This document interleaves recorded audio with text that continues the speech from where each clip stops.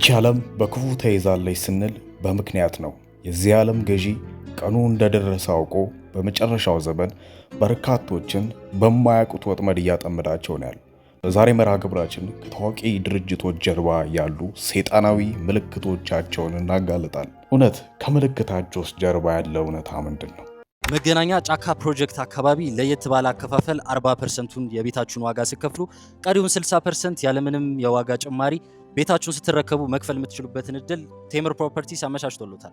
ስቱዲዮ በ2 ሚሊዮን 700 ሺህ ብር ጠቅላላ ዋጋ፣ ባለ 1 መኝታ በ4 ሚሊዮን 600 ሺህ ብር ጠቅላላ ዋጋ፣ ባለ 2 መኝታ በ6 ሚሊዮን 700 ሺህ ብር ጠቅላላ ዋጋ እንዲሁም ባለ 3 መኝታ ከ8 ሚሊዮን 300 ሺህ ብር ጀምሮ ጠቅላላ ዋጋ መግዛት የምትችሉ ሲሆን በአማራጭ ሳይታቸው ሳር ቤት ላይ ከባለ 1 እስከ ባለ 3 መኝታ አፓርትመንቶችን በ30% እውነተኛ ቅናሽ ከ6 ሚሊዮን 300 ሺህ ብር ጠቅላላ ዋጋ ጀምሮ አቅርበውላቸዋል።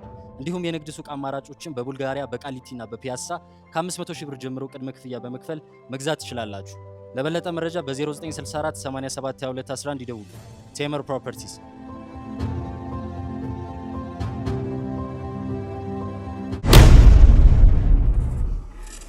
እንግዲህ በመጀመሪያ ደረጃ የምናየው ብዙዎቻችን የህፃንነት ፎቶአችን ላይ ልደት ሲከበርልን ማለት ነው ዳቦ ድፎ ምናምን ተደርጎ ከሱቅ እናትና አባቶቻችን ተከራይተው የሚያመጡት ኮካኮላ ጠጅ በብርል ያረተው። አዎ ይሄ ኮካኮላ እንግዲህ ኮካኮላ ካምፓኒ ሲነሳ በጣም ብዙ አይነት ኮንስፓይረሲ ቲዮሪዎች ይነሳሉ ከካምፓኒው ታሪክና እንዲሁም ደግሞ ሎጎ ጀርባ። እኔ በዋናነት ውሃ ያነሳሉ የሚባሉ ሁለት ከዚህ ምልክት ጀርባ ያሉ ድብቅ ሚስጥሮችን አሳያቸዋለሁ። በመጀመሪያ ደረጃ ይሄንን ኮካኮላ የሚባለውን የካምፓኒያቸውን ሎጎ ሚረር ስታደርጉት ወይም ደግሞ ስትገለብጡት፣ መገልበጥ ማለት ለምሳሌ ይሄ ቪዲዮ እንደዚህ ነው፣ ሲገለበጥ ደግሞ እንደዚህ ይሆናል። የትኛውንም ጽሁፍ መገልበጥ ትችላላችሁ። ወይም ደግሞ የሆነን ጽሁፍ ይዛችሁ መስታወት ጋር ስትቆሙ መስታወቱ ላይ የሚታያችሁ ኢንቨርትድ ሆኖ አይደል ተገለበጠ ይባላል። ስለዚህ ታዲያ ይሄንን ኮካኮላ የሚለውን የድርጅታቸውን አርማ ሚረር ወይም ደግሞ ኢንቨርት ስንገለብጠው ይሄንን አይነት ምስል ይሰጣል ማለት ነው። ለብዙዎቻችን ታዲያ ምሮ እያሳየን ያለው ዮናታን ልትሉኝ ትችላላችሁ። ነገር ግን አረበኛ የምትችሉና በእስልምናው እምነት ውስጥ ያላችሁ አንዳንድ ወገኖቻችን የሆነ ጽሁፍ ይነበብላችኋል አይደል? በአረብኛ ቃል ውስጥ አንድ የሆነ ቃል ይሰጣል ይላል። ያም ቃል እስልምና እምነት ተከታዮችን በጣም የሚያበሳጭ እንዲሁም ደግሞ እነሱ ላይ ብላስፈሚ ይሉታል፣ በእነሱ እምነት ላይ ማላገጥ ነው ብለው ያምናሉ። በአረብኛ ጽሁፍ ይሄ አሁን የምታዩት የሚነበበው ላ መሐመድ ላ መካ ነው። ላ ማለት ይሄ ኖ እንደማለት ነው ማለት ነው በአረበኛና ሌላኛው በማስረጃ ላይ ተመርኩዘው ደግሞ ኮካኮላ ካምፓኒ ሴጣኒዝም ነው ወይም ደግሞ ሴጣናዊነትን ፕሮሞት ያደርጋል ብለው የሚያምኑ ሰዎች የሚያነሱት በማስረጃው ተደግፈው የሚያነሱት አንድ ምስል አለ ማለት ነው። ከዚህ ሳይን ውስጥ የሚወጣ ከዚህ አርማው ከዚህ ሎጎ ውስጥ የሚወጣ የሴጣን ምስል ብዬ ሳሳያችሁ ሴጣን ይሄን ነው የሚመስለው ያልኳችሁ አይደለም። ነገር ግን ሴጣን ሲምቦላይዝድ ይደረጋል በዚህ አካል አይደለ? ወይም ደግሞ በጣም ብዙ ፊልሞች ላይም ሴጣን ሲባል ጭንቅላታችን ላይ የሚመጣልን ማለት ነው ይሄ ነው አይደል? ስለዚህ ይሄ ሲምቦሊዝም ነው ማለት ነው፣ ለምልክት ያክል ወይም ደግሞ ባህሪውን የሚገልጥ። እንግዲህ ሴጣን ቀንድ የለውም፣ ፊዚካል ቀንድ የለውም፣ ቀይም ላይሆን ይችላል እንደነገርኳችሁ፣ ጨራም ላይኖረው ይችላል። ነገር ግን ክፋቱን፣ ተንኮለኝነቱን፣ ይሄ አጭበርባሪነቱን፣ ጨካኝነቱን ለመግለጽ ያክል ሲምቦላይዝድ የተደረገበት ምስል ነው። እሱም ራሱን በዚህ ምስል አይደንቲፋይ ያደርጋል። ስለዚህ በኮካኮላ ካምፓኒ ሎጎ ውስጥ ይሄ ምስል አለ ብለው ሰዎች በግልጽ ይናገራሉ።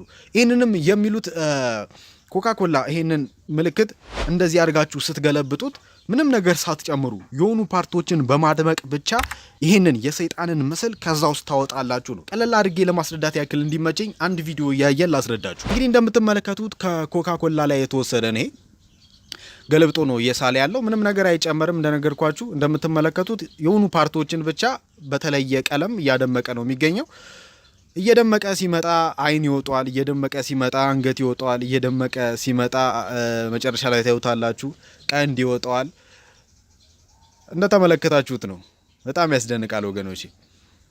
እኔ በአጋጣሚ ነው የገባው፣ ዝም ብሎ ድንገት ተገጫጭቶ ነው እንደዚህ ሆኖ ብዬ አላምንም። የእናንተን እምነት ደግሞ እናንተ ተወስላላችሁ ወገኖቼ። እኔ መረጃ መስጠት ነው ዛሬ እያደረኩ ያለሁት። ታዲያ እንደምትመለከቱት ስዕሉ ተጠናቆ ሲያበቃ ይህንን ምስል ያወጣል ማለት ነው ከውስጡ የሴጣንን ወይም ደግሞ ዴቪል ሲምቦላይዝድ የሚደረግበትን ይሄንን አካል ማለት ነው። ምን ታስባላችሁ እናንተ? ወደ ቀጣዩ እንሂድ።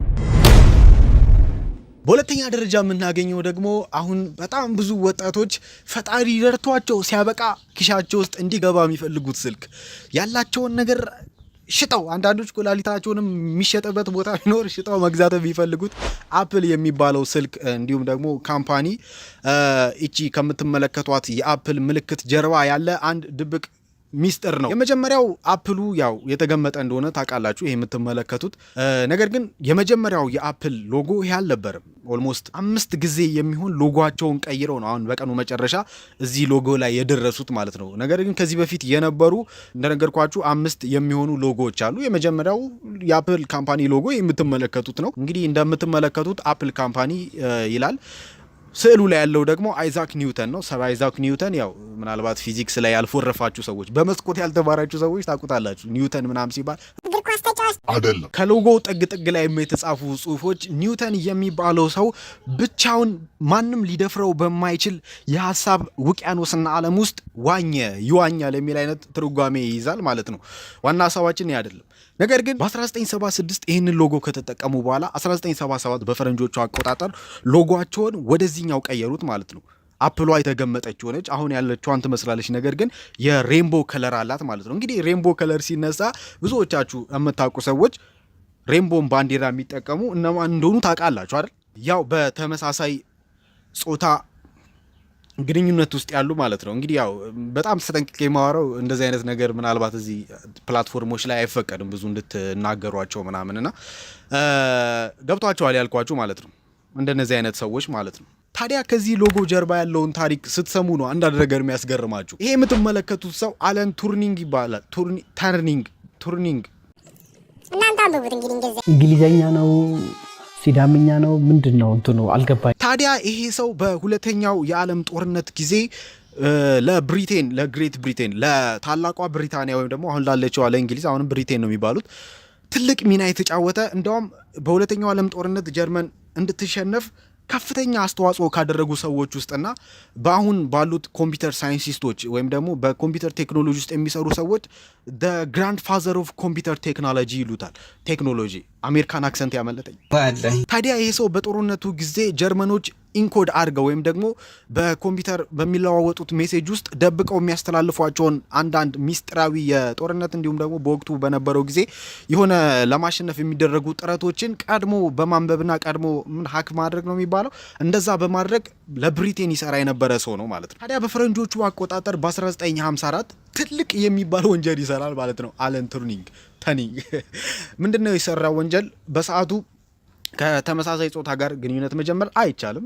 በጣም በከፍተኛ ሁኔታ ሊያስቀጣ የሚችል ነገር ነው ማለት ነው። እንዳሁኑ አልነበረም ልላችሁ ነው። ታዲያ ይሄ ሰው ወንድ ሆኖ ሲያበቃ የራሱን አይነት ጾታ ካለው ሰው ጋር የፍቅር ግንኙነት እንደጀመረ ሲታወቅበት ያው ይሰዋቸዋል እነሱ ማለት ነው።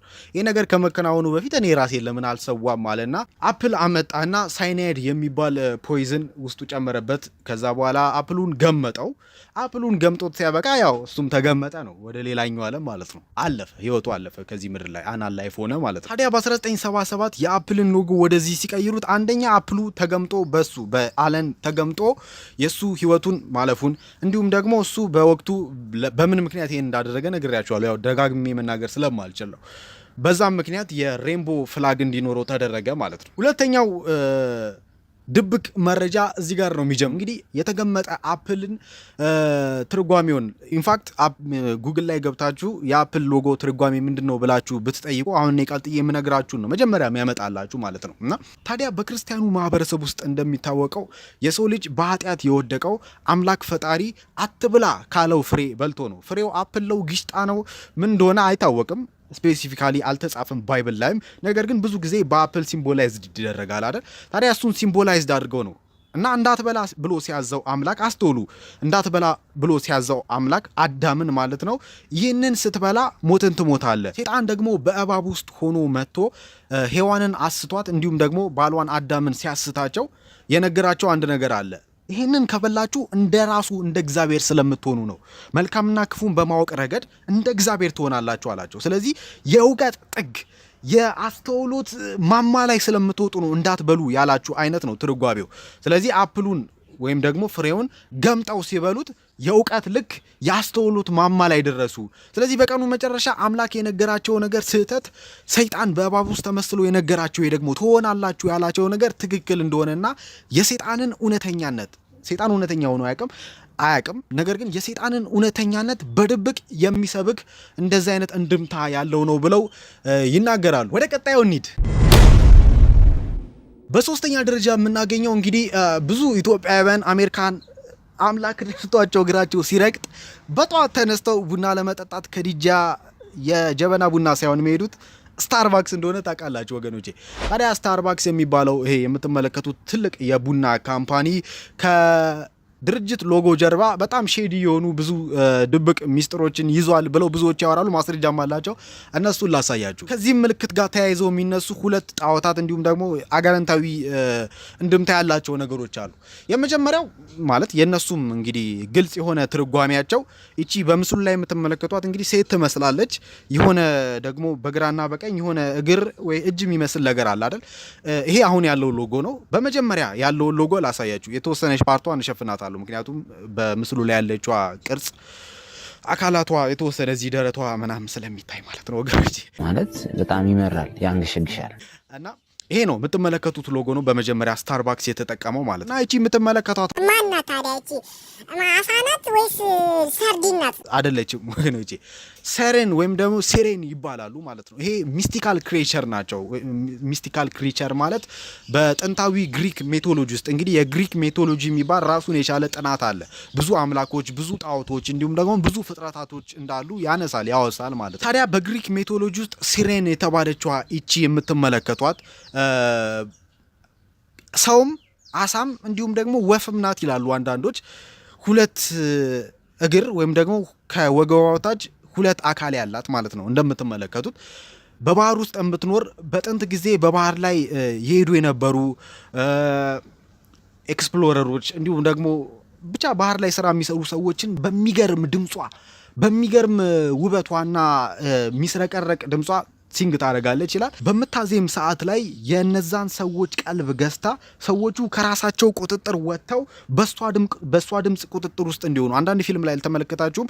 የሆነ ነገር ሲነፋ ምናምን ሰዎቹ በዛ ነገር ቁጥጥር ውስጥ ይሆናሉ። ስለዚህ የምታደርጓቸውን ነገር ነው የሚሆኑት፣ የምታዘዋቸውን ነገር ነው የሚያደርጉትና ልክ እንደዛ ማለት። ስለዚህ ከባህር ላይ ወደ ጥልቁ ውቅያኖስ ውስጥ እየከተተች ሰዎቹን በቀኑ መጨረሻ ማሰናበት ነው የመጨረሻ ፕላኗ ማለት ነው።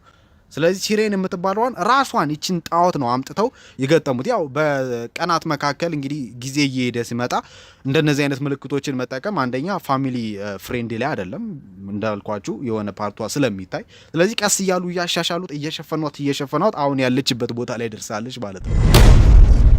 በአራተኛ ደረጃ ላይ የምናገኘው ዋልት ዲዝኒ ወይም ደግሞ ዲዝኒ የሚባለው እንግዲህ ዲዝኒ ትልቅ የፊልም ድርጅት እንዲሁም አሜሪካ ውስጥ በጣም ትላልቅ ቲም ፓርኮች ያሉት ብዙ ፊልሞችንም የሰራ ነው። ፍሮዝን፣ ደ ላዮን ኪንግ ለምታውቋቸው ሰዎች ማለት ነው። ዚቶፒያ ምናምን የሚባሉ አኒሜሽን ፊልሞች ላይ በተለይ ትኩረት አድርጎ ይሰራልና በጣም በርካታ ፊልሞች አሉ። እንግዲህ ስለ ፊልም የምታውቁ ሰዎች ከኔ በለጠ ልታስረዱን ትችላላችሁ።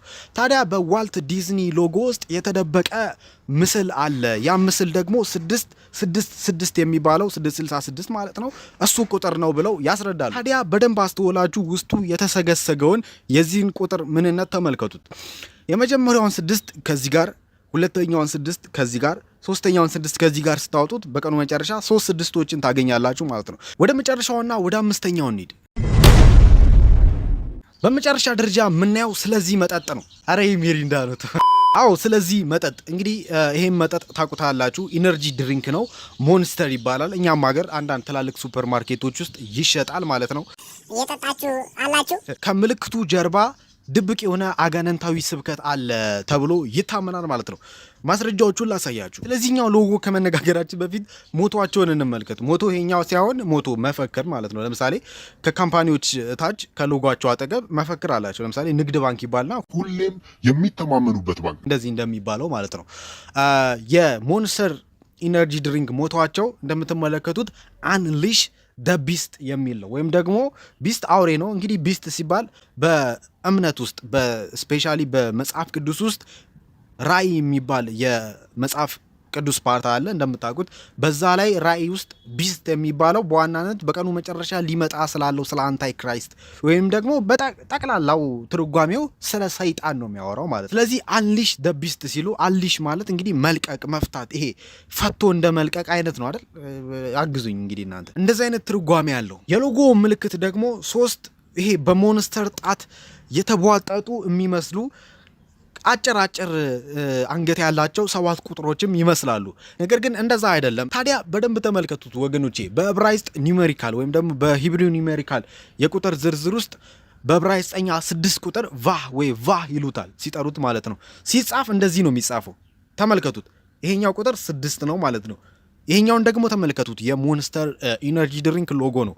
አንደኛው ቁጥር 6 ሲሆን ሁለተኛው 6 ሶስተኛ 6 ማለት ነው። ድብቅ ሜሴጅና ትርጓሜ ያላቸው ብዙ ያልነገሩን በውስጥ አዋቂነት እየሰበኩን ያሉት ነገር አለ ከሚባሉ ድርጅቶች ውስጥ ጥቂቶቹን ነው መርጬ ያመጣሁላችሁ። ምናልባት አስፈላጊ ከሆነ ፓርት 2 እንሰራለታለን። ይሄን ቪዲዮ የሆነ ነገር እንድታቁ ስለምፈልግ ነው። በቃ ዝም ብላችሁ ነገሩን ስታዩት የሆነ ሰዓት ላይ የሆነ ሚኒንግ እንዳለውም ተረዱ። እስከዚህ ድረስ ከቆያችሁ እና ለዚህ ቻናል አዲስ ከሆናችሁ እንደነዚህ አይነት ቪዲዮዎች የሚመቻችሁ ከሆነ ሰብስክራይብ እና ላይክ በማድረግ ቤተሰብ ይሁኑን። እወዳችኋለሁ። በቀጣይ ቪዲዮ እንገናኛለን።